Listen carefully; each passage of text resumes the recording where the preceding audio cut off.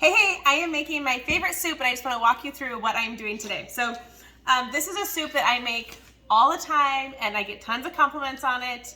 I'm not trying to brag, but it's really good and it's super, super easy to make. So what I do is I start with, what is going on there? I start with just browning up some hamburger, and I don't do like certain amounts. I just kind of throw in what we have. So today I did 2 pounds of ground beef. And then I put some diced onions and diced green peppers that I already had in the freezer into it.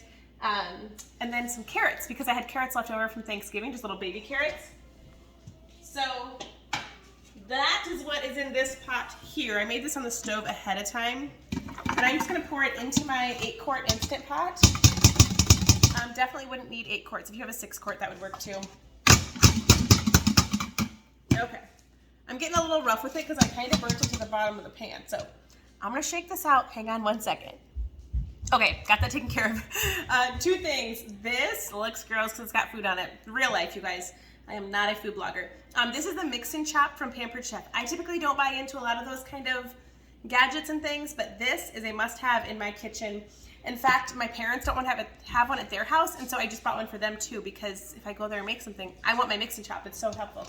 Okay, second thing. I burnt the heck out of the pan. I had put some black beans in with it and burnt it. So my mom's tip she taught me years and years ago is just put some like a little bit of soap and water in there, put it back on the stove and heat it up and it will come right off. So that works. The other thing I do is sometimes I will just take a pan that's really stuck like that and I put water in it and I put it in the sink and I come back hours later and somebody has washed it. It's like magic. Okay, so recap. I've got in here beef, onions, green peppers, carrots, and black beans. Okay. Something that makes soup really good and tacos that you might not think of is canned pumpkin. Just pumpkin, not pumpkin pie filling because that has the sugar and that will not make it taste good. This is my favorite can opener. I like this one. I've already used it. I like it because you get no sharp edges. See that? And then your can isn't sharp at all. Like it is really, really nice to have. Sometimes they're kind of hard to find. I mean, you can get them at like Walmart and stuff, but it's hard to find this one. So let me show you the end of that again. If that is something you'd want to look at. Just goes on and rotates it right off. What is this one? This one is Good Cook brand. I actually have an extra in the basement in case this one breaks because it took me so long to find it that when I did find it again after ours broke, I bought a second one.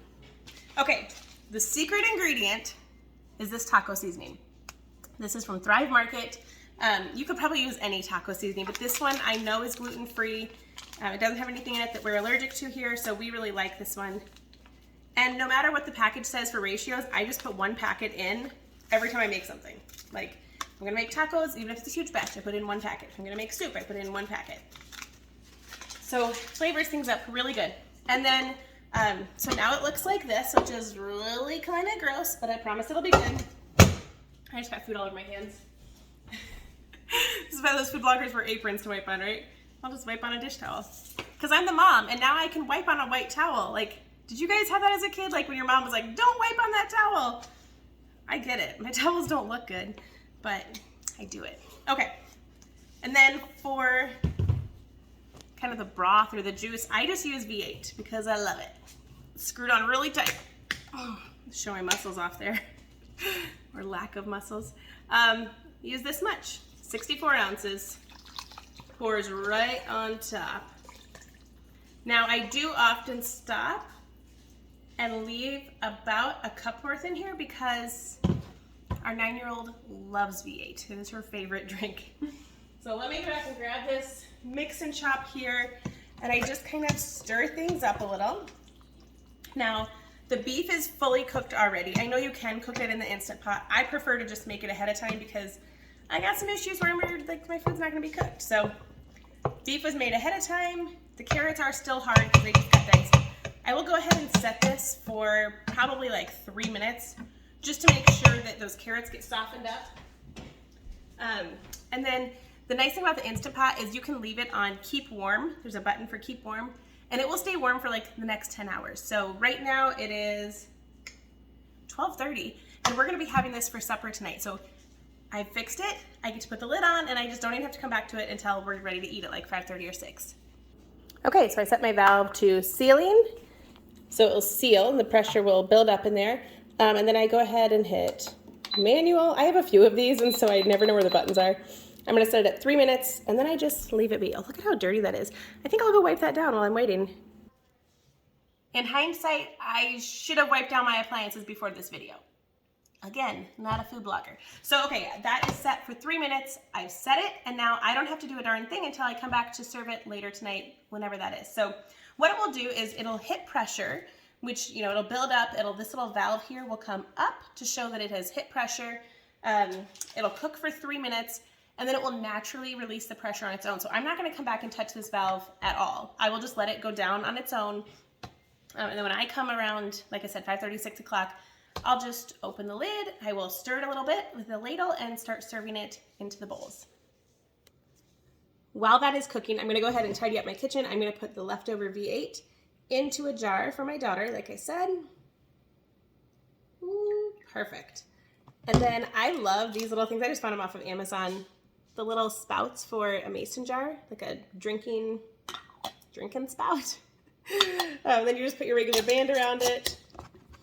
Super cute. Now it's not leak proof, so you can't just go throw this anywhere, but I'm just gonna set it in the fridge this way, and then when she gets thirsty, she can come along and take a drink. Just like that.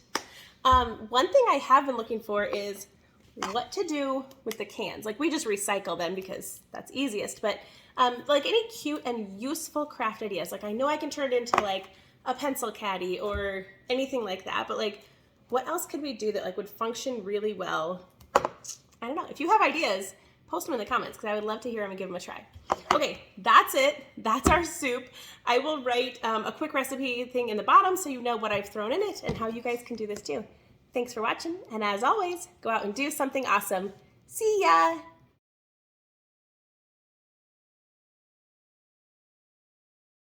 Hey, do you want to see it when it's done? I bet you do. Hold tight. All right, guys, I am back. This chili soup stuff is done. The display on my Instant Pot is reading about an hour and a half. So, like I said, I set it for 3 minutes. It had to reach pressure, cook for 3 minutes, and then naturally release pressure. So the valve was down. I was able to open the lid and take it off, no problems.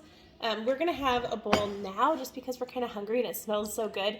And then the rest of this we're gonna keep in here because, like I said, it has that keep warm function.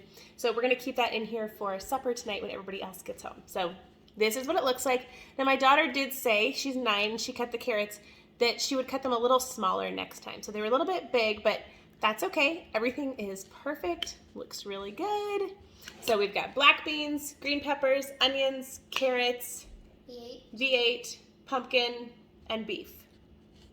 I think that's all. And taco seasoning. The taco seasoning is the secret ingredient. That is what makes it all come together. I don't use chili powder or anything else, just a packet of taco seasoning.